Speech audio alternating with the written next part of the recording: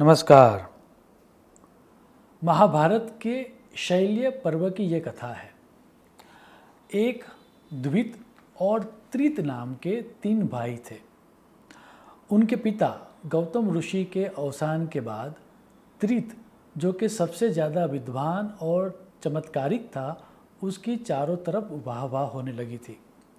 और एक और द्वित ने भी त्रित की ये जो प्रसिद्धि हो रही थी उसका स्वीकार कर लिया था, लेकिन मन ही मन त्रित की जो पॉपुलैरिटी थी उनको खटर रही थी।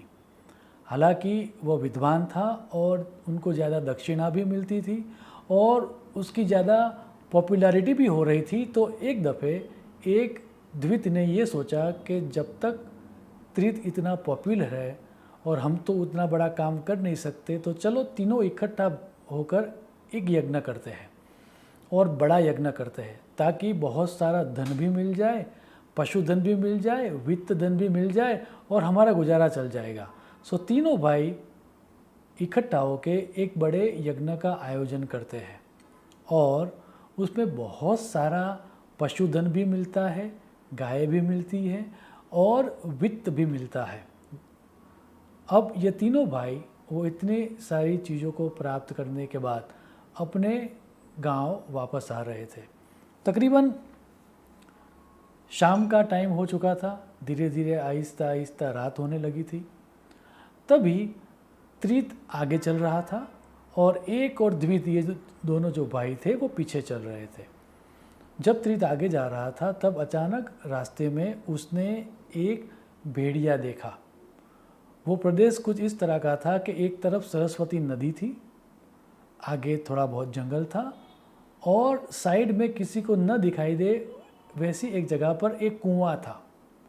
सो त्रित भेड़िए को देखता है और अपने आप को एवं अपने पशुओं को बचाने के लिए पीछे भागता है और भागने के दौरान वो अचानक अकस्मातवश कुएं में गिर जाता है।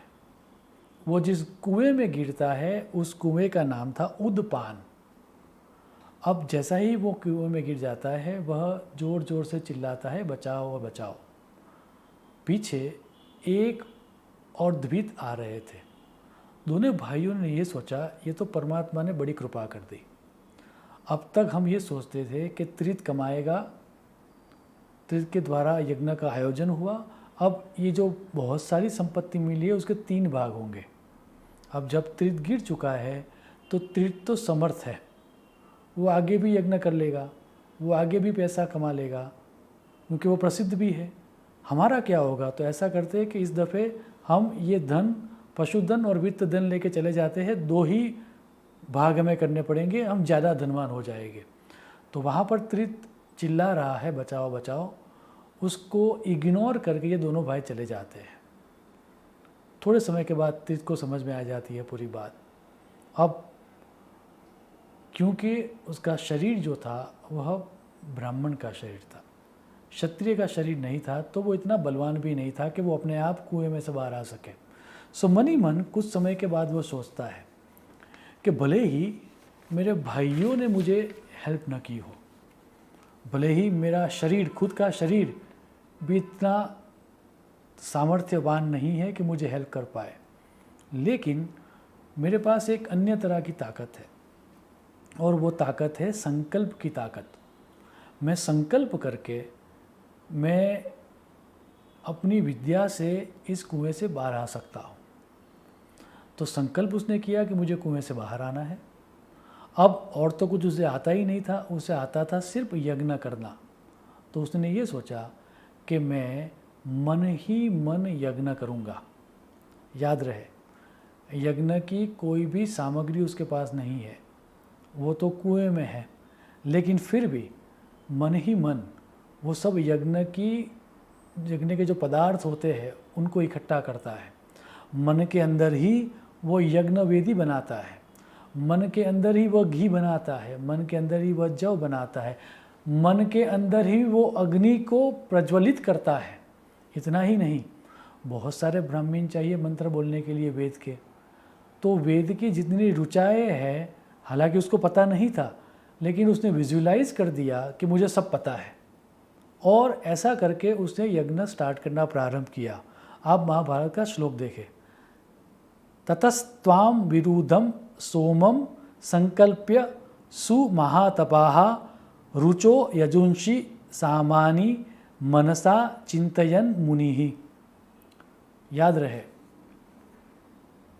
त्रित कुएं में था, उसके पास कोई सामग्री नहीं थी, दैट मीन्स एक्सटर्नल रिसोर्सेज उसके पास नहीं थे, ना ही उसके पास स्किल थी कि वह पूरे के पूरे यज्ञ का आयोजन खुद कर सके, ना ही उसके पास पूरे के पूरे वेद मंत्र का नॉलेज था। सो ना ही रिसोर्सेज थे, ना ही स्किल थी, ना ही नॉलेज था। लेकिन फिर भी जो उसके पास था वो था विजुअलाइजेशन की टेक्निक। उसने पूरे का पूरा यज्ञ अपने मन के अंदर किया, अपनी कल्पना से किया, अपने सामर्थ्य से किया, जो कि था विजुअलाइजेशन का।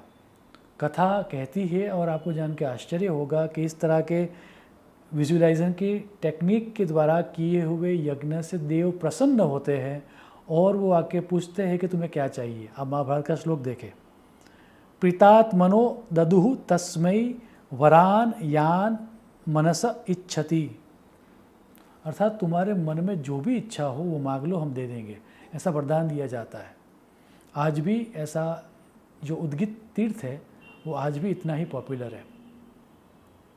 सो कहने का अर्थ ये है कि ये जो स्टोरी है वह स्टोरी बता रही है कि विजुअलाइजेशन में कितना पावर होता है। इतना ही नहीं, आगे जाकर बहुत सारे विद्वानों का ये मानना है और उन सब का कहना है कि हमारे जीवन को बदलने के लिए हमें किसी मैजिकल पावर की आवश्यकता नहीं है। हम सब के अंदर एक पावर विद्यमान है और वो पावर है कल्पना शक्ति का पावर। आपको जान के आश्चर्य होगा कि ये जो शब्द है वह शब्द है हैरी पॉटर की लेखिका J.K. राउलिंग का। आप उनके शब्द देखें, we do not need magic to change the world, we carry all the power we need inside ourselves already, we have the power to imagine better. Creative visualization और law of attraction को सबसे ज़्यादा प्रचलित करने का श्रेय जिसको जाएगा, वैसे सीक्रेट बुक की लेखिका रोंडा बर्न ने भी ये कैसे काम करता है वो समझाया है। वो कहती है कि जब भी हम किसी भी चीज़ की कल्पना करते हैं कि हमें ये चीज़ चाहिए या हमें वो व्यक्ति चाहिए, तब वर्तमान क्षण में हम उस वस्तु या उस व्यक्ति की प्रेजेंस को एक्सपीरियंस करते हैं। जो हमें चाहिए वो चीज़ क्रिएटिव विजुअलाइजेशन के द्वारा हमारे मन में एट प्रेजेंट पैदा होती है, और जैसे ही जो हमें चाहिए उसकी विजुअलाइजेशन हमारे दिमाग में हो जाता है, एक तरह का थॉट और एक तरह की फीलिंग जनरेट होती है जो इतनी पावरफुल होती है कि यूनिवर्स हमें वो चीज़ स्वयं सामने ला के रख देता है। आप उनके शब्द देखें, visualization is the process of creating picture in your mind of yourself enjoying what you want. When you visualize, you generate powerful thoughts and feelings of having it now. The law of attraction then returns that reality to you, just as you saw in your mind. जैसे हम mind में देखते हैं वही चीज़ सामने उपस्थित हो जाती है। अब इतनी समझ लेने के बाद, इतना सुनने के बाद एक प्रश्न जगता है, और प्रश्न ये है कि मुझे वही तो मिल सकता है ना जो मेरे नसीब में हो। जो मेरे नसीब में नहीं है, जो मेरे डेस्टिनी में नहीं है, जो मेरे लक में नहीं है, तो क्या मेरे प्रेजेंट एफर्ट्स से वो चीज़ मैं प्राप्त कर सकता हूँ? ऐसा ही प्रश्न आपको जान के आश्चर्य होगा कि मेरे वर्तमान के एफर्ट्स से क्या मेरा भाग्य मैं बदल सकता हूँ?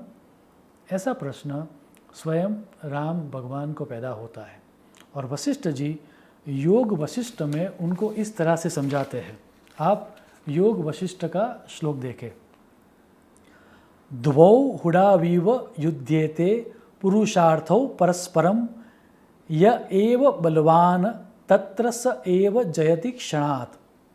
अर्थात पूर्व जन्म का पुरुषार्थ, दैट मीन्स लक या डेस्टिनी, और इस जन्म का पुरुषार्थ, दैट मीन्स ह्यूमन एफर्ट, ये दोनों इस तरह से आप समझ लीजिए कि ये दोनों दो अलग अलग भेड़ है और दोनों भेड़ एक दूसरे के साथ फाइटिंग कर रही है। उसमें से जो ज़्यादा बलवान होगा उसी की जीत होगी। दैट मीन्स अगर लक बलवान है तो लक जीतेगा, अगर ह्यूमन एफर्ट्स ज़्यादा बलवान है तो ह्यूमन एफर्ट्स जीतेंगे। अब जान के आश्चर्यचकित होने वाली बात यह है कि हम सबको पता है कि लक पहले से फिक्स है, सो उसका जो बल है वो तो फिक्स ही है।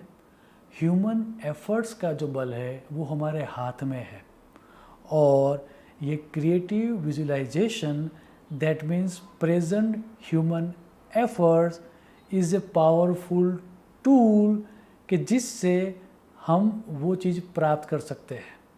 जैसे ही हमारा प्रेजेंट एफर्ट्स बढ़ेगा, लक हमें सपोर्ट करेगा।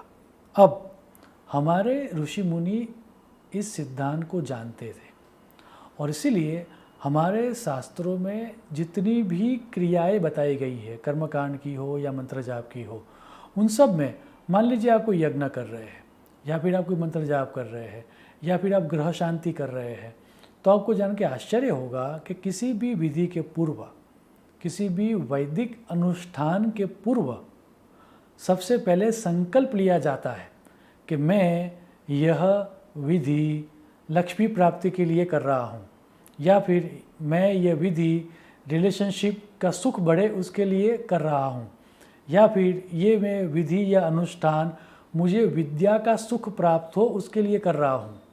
दैट मीन्स ये जो संकल्प है वह संकल्प ही क्रिएटिव विजुअलाइजेशन है।